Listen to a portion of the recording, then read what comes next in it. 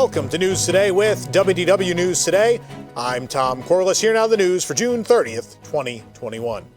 Before we get started, I just want to comment that this is the last episode of the show we are filming from our iDrive studio, which we've had, I think, for 2 years now. And it's been a great home for us, but on to bigger and better things for us. We'll be moving in at what we call WDW-NT Celebration, our new studio and office space in Celebration, just minutes away from Walt Disney World here in the Orlando area.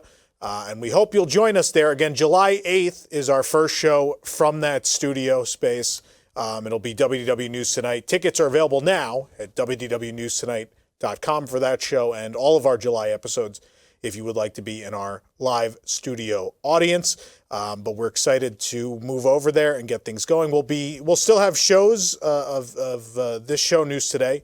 Between now and then, they will be filmed sort of guerrilla style in different locations, I think.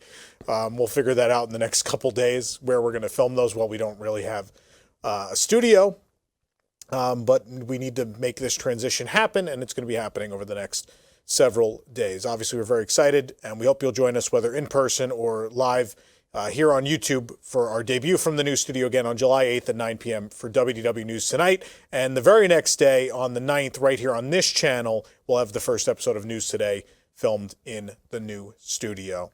Of course, WDW News Tonight will no longer be on this channel. It will be on our newly renamed channel. It used to be the WDWNT Entertainment Channel. The new channel's name, Unplanned Downtime. You're seeing that logo right now. Unplanned Downtime, the new home for our more irreverent and crazy and comical programming from WDWNT's entertainment division. So make sure you join us over there. You can subscribe at unplanneddowntime.com or WDWNT.tv. Either URL will take you to the new channel. But again, News Today, this show will still be over here. We'll be doing episodes still Monday, Wednesday, and Friday in the interim. And then on July 9th, we'll have our first episode from the new studio in Celebration. We're very excited about it. But thank you to everyone who's supported us over the years and been a part of this incredible growth. We appreciate you and love you, and we can't thank you enough for all you've given us and this opportunity to move into this bigger, better studio. And hopefully you'll see that we're going to be changing a lot of things. The look of this show will be completely different. And all of our shows, for that matter, the production value and the look and the sound, all those things should be radically improved upon our move. So thank you so much for your patience through this period. I think in the end, you're going to experience a much better product from us. But let's get started with the news. The new Walt Disney World Ambassador team for 2022-23 has been chosen. President of Walt Disney World, Jeff Volley, shared photos of them on Instagram. Raven Redding and Ali Mannion will be representing Walt Disney World and its cast members for the next 2 years. Their appointment was announced in a ceremony at the America Gardens Theater in Epcot. Disney Parks has shared a TikTok of a cast member named Mallory singing her rendition of A Dream is a Wish Your Heart Makes from Cinderella. While singing, Mallory is steering one of the boats that transports guests across the Seven Seas Lagoon to and from the Magic Kingdom and nearby resort hotels. Under the username Singing Captain 18, Mallory commented on the video, quote, "Thanks Disney Parks for filming what I love doing the most, driving the boats and singing to the guests." A few weeks ago, information later removed from the Run Disney website seemed to reveal that the Walt Disney World Marathon Weekend would return next year. The event has now been officially announced, but yet there is an even sooner event happening at Walt Disney World. The Wine and Dine Half Marathon Weekend, powered by Aftershocks, is November 4th through the 7th. Walt Disney World Marathon Weekend, January 5th through the 9th of next year. The Disney Princess Half Marathon Weekend is February 24th through the 27th, 2022. And the Run Disney Springtime Surprise Weekend, presented by OtterBox, is March 31st through April 3rd, 2022. All the information on these events, as well as new offerings as part of them, are on our website. Shared via Twitter from last night's cast member preview of the return of Happily Ever After fireworks to the Magic Kingdom, Disney has removed the Ladies and Gentlemen, Boys and Girls announcement from the pre-show of Happily Ever After. The new greeting simply states, "Good evening, dreamers of all ages." Changes like this have also been made over at Tokyo Disneyland earlier this year. It's just another step in Disney making sure experiences at the parks are inclusive to all. And I know this is very controversial. A lot of people feel very strongly about this. I don't know why. I think if it makes people happy, just let people be happy. It's a very minor change.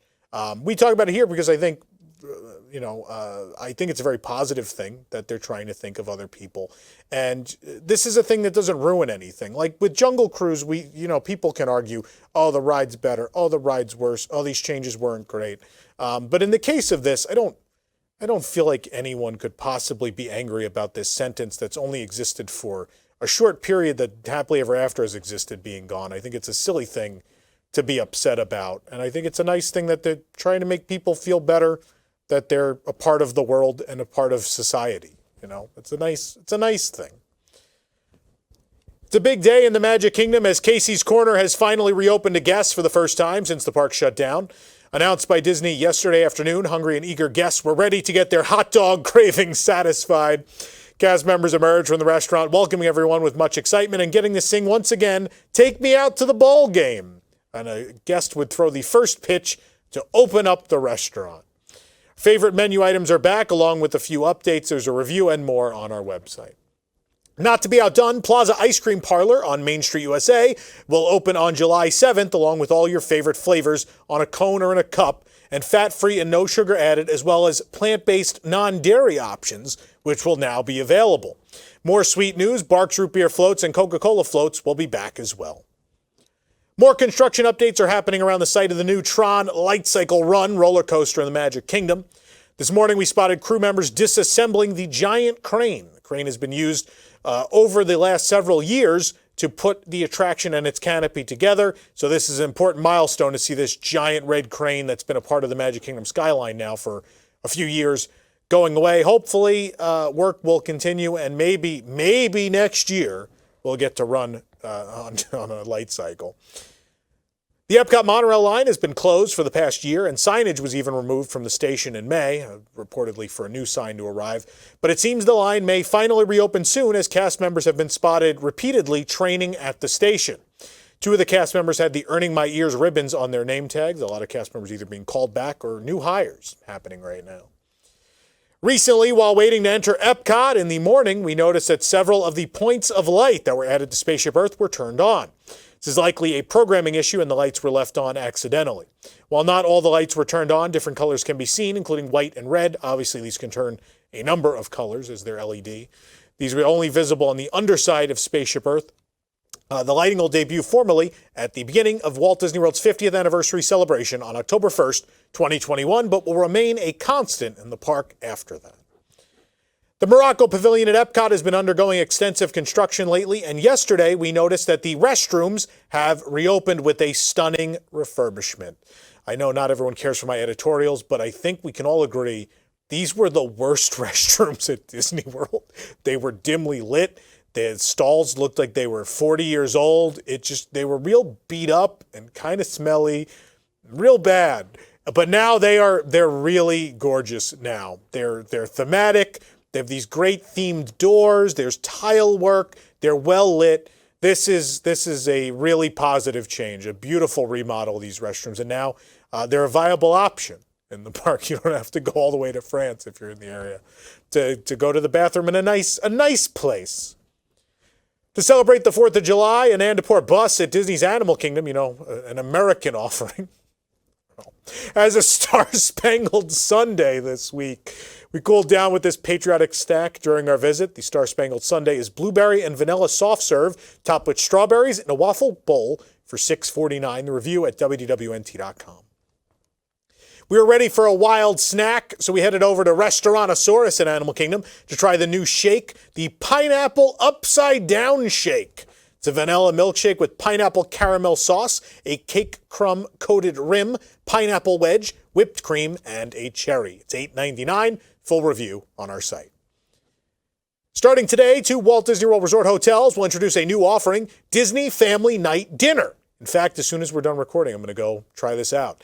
This playful family-style dining bundle includes a takeout shareable meal, sweet treats, and an original card-type game inspired by some Disney friends for your family and friends to enjoy. Disney Family Night Dinner is available from 5 p.m. to 10 p.m. through mobile order at Disney's Caribbean Beach Resort and Disney's Grand Floridian Resort and Spa. It'll be at Centertown Market at Caribbean. It'll be at Gasparilla Island Grill at the Grand Floridian. It is available through mobile order. We'll have a full review. Probably by the time you see this show, we'll have a full review of it, at least at Caribbean Beach. I cannot wait to see this card game. I must see this card game. 2 long-shuttered Walt Disney World restaurants are returning with new looks. You can now dine underneath the lovely London sky in the newly reimagined Citricos at Disney's Grand Floridian Resort and Spa, which pays homage to the whimsy and elegance of Mary Poppins Returns. Taking subtle cues from the movie's animated sequence, the dining room brings guests into a fanciful garden setting where you can trip a little light fantastic as you experience the restaurant surrounded by the glow from decorative lamps and chandeliers. Chef Andres Mendoza crafted a new menu with starters like sweet corn bisque with pickled fennel, popcorn and fennel oil, and a colorful strawberry salad with chamomile-infused goat cheese, frisee lettuce, bacon vinaigrette, and spiced sunflower seeds. Entrees include butter-poached Florida cobia with mashed fingerling potatoes, grilled asparagus, and local mushrooms with a grapefruit beret blanc, or a delicious guava barbecued short rib with aged cheddar creamy grits, roasted poblano, curtido slaw, and Brussels sprouts. For a sweet ending to your meal, pastry chef Christine Farmer created some truly delicious and decadent desserts, such as the warm apple rose with seasonal apple, marzipan layers, and a frozen coconut milk element, and as well the chocolate torte, which is dark chocolate, dark cherry compote, and vanilla bean mascarpone cream. The wine and cocktail program, designed by sommelier Israel Perez, is exceptional for those who enjoy an elevated food and wine experience. The new and exclusive sommelier room at Citricos will allow Israel and his team to source boutique wines that pair with special creations from Chef Andres. Citricos will open on July 15th with bookings available on July 1st. Meanwhile, Trails End Restaurant at the Fort Wilderness Resort will reopen on July 17th with hearty, family-style skillets for breakfast and dinner. Mosey on over to Fort Wilderness to start your morning with an oven-fresh pastry basket and berry granola yogurt parfait for the table, followed by a hearty family-style skillet with smoked brisket, eggs, bacon, sausage, and cheesy potato casserole. Of course, no breakfast is complete without Mickey waffles. Adults can sip on moonshine morning cocktails, a Pioneer Mimosa, I love that name, with passion orange and guava juices, and a Mountain Mary with moonshine. Dinner at Trails End is a rootin' tootin' good time that starts with hush puppies and skillet cornbread and a chopped garden salad. The family-style smokehouse skillet comes with pecan smoked brisket, rotisserie chicken, andouille sausage, fingerling potatoes, green beans, and buttered corn on the cob. Pork spare ribs, peel and eat shrimp, and cornbread-crusted salmon are available as tasty add-ons to your meal. They're not on the skillet at the base price. Isn't that wacky? And be sure to save room for the Covered Wagon Sundae, a wagon load of ice cream toppings, brownies, cookies, and chocolate-covered bacon in a 10-gallon hat. This actually, years ago, we reviewed a dessert in this hat at Whispering Canyon, and it is still to this day one of like the top 20 most read posts in WDWNT history. So I have a soft spot for this big plastic hat of desserts. Adults can even kick back with moonshine cocktails, and notably, though, fried chicken is not on the menu. It's time for some commentary. I know some of you really don't love my commentary, but I'm going to do it anyway. We went on and on about the noodles at Ohana, and thankfully they brought that back. I think this is even more ridiculous than the noodles, because the noodles are not necessarily the restaurant. Walking into that restaurant, I would not expect noodles. That's not necessarily the signature dish of the entire restaurant, nor of a Polynesian theme. But at Fort Wilderness, that entire dining complex is built upon the presence of fried chicken. Obviously, Hoop-Dee-Doo isn't back yet, but that's a big part of that meal as well. P&J Southern Takeout, there's fried chicken. And then at Trails End, the fried chicken was a big part of the experience and something you would expect. So why the fried chicken is gone and how big of a price difference there can be in having fried chicken versus rotisserie chicken, I have no idea. But at this point, it almost feels like Disney is purposefully just trying to eliminate like the most beloved item from each restaurant, and it's ridiculous. So again, I invite you to take to social media and tell them you want fried chicken at Trails End, because I can't imagine that restaurant without it. It is a fried chicken restaurant. It's like if you took fried chicken away from KFC. How insane would that be? Anyway, we'll move on. If you're a DVC member staying at Disney's Polynesian Village Resort within the next few months, chances are you might be moved. Disney is beginning its soft goods overhaul of the Vacation Club rooms, including the villas and the bungalows, as the resort undergoes major construction and refurbishments. There reportedly will be some Moana elements to these new rooms as well. Guests are already being notified of the room changes due to the work. Some of them are being offered rooms at the Polynesian, but I suppose if you complained enough, you could probably be moved to another Disney Vacation Club resort, seeing as the accommodations are of a similar size in that case, and a regular room at the Polynesian would not be similar in size or the number of people you can sleep in it. On Monday, the refurbishment began on the lobbies of Disney's Old Key West Resort and Disney Saratoga Springs Resort and Spa. Once complete, both resorts will feature an enhanced check-in experience, offering an open, free-flowing layout with a variety of smaller counters to help guests of all ages prepare for their Walt Disney World vacation. This, of course, began back in 2012. Art of Animation was the first resort with the open concept, and it has continued over the years as they remodel hotels. But now, with the 50th approaching and a lot of hotels still not at full capacity, they've decided it's a great time to do this. So obviously they're also doing this at the Contemporary starting soon as part of that overhaul. While artists were absent at the particular time we stopped by, the Silhouette Studio on Main Street, USA at Disneyland has opened its doors for guests once more. A sign appears in the window advising guests that the artists are traveling abroad for the season to visit them at a later time, but it is open for business. It is partially roped off to stop the flow of traffic that used to come through, but nonetheless, this great service is back at Disneyland. As more stores reopen to guests around Disneyland Resort, there are certainly plenty of options to shop from. And the Briar Patch over by Splash Mountain has reopened its doors ahead of probably its eventual retheming, come the retheming of Splash Mountain to Princess and the Frog. Guests looking for apparel, hats, and other accessories can find them all here. Unfortunately, there is still no remaining Splash Mountain merchandise, and it seems unlikely any will arrive before the attraction closes. We still don't know when that is, though. Joining the list of single-rider line options on popular attractions, we now have the beloved Space Mountain at Disneyland Park, as well as the Indiana Jones Adventure, and Radiator Springs Racers over in Cars Land at California Adventure Park. At 3 Disney resorts around the world, guests can enjoy a buffet meal featuring Chef Mickey Mouse and his pals. At Tokyo Disney Resort, the high popularity of the character meet and greets, particularly during the pandemic, has made the resort's version of Chef Mickey's a tough reservation to get. However, we went and checked it out. In fact, our own Spencer went to check it out, including a limited-time, really cute Donald Duck drink. But if you want to check out the review of this, I mean, eventually someday we'll get to travel back. It's a really cute restaurant and a fun review. Check it out at WDWNT.com. For more information on these stories and more, head on over to WDWNT.com. This program is brought to you by our official travel agent sponsor, The Vacationeer, the engineers of your next magical vacation. Sit back and let their team of vacation planning experts craft your family's next trip. The best part, their services are free. Visit WDWNT.travel for details. The Vacationeer, the official travel agency of WDWNT. If you're enjoying the show, be sure to like this video, subscribe to WDW News Today on YouTube for more great content, and click the bell for notifications. Also, make sure to hit select all notifications so you never miss an episode of the show.